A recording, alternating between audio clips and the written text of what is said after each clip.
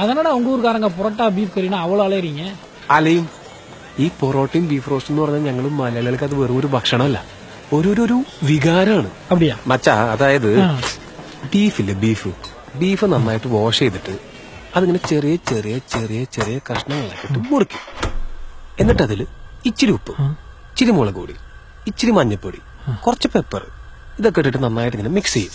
ഈ മിക്സ് ചെയ്തിട്ട് അതിങ്ങനെ വേവിക്കും.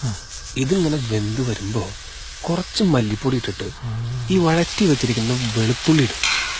എന്നിട്ട് കുറച്ച് മസാല ഇട്ടിട്ട് കുറച്ച് വെളിച്ചെണ്ണ അതിൻ്റെ മുകളിൽ താളിച്ചിട്ട് മൂടി വെക്കും. കുറച്ച് കഴിയുമ്പോൾ അതിനൊരു മണം വരും.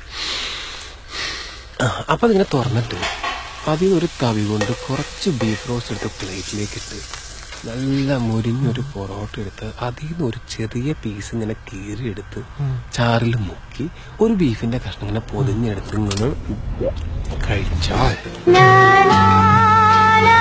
എനിക്കിപ്പോ പൊറോട്ടയും ബീഫ് റോസ്റ്റും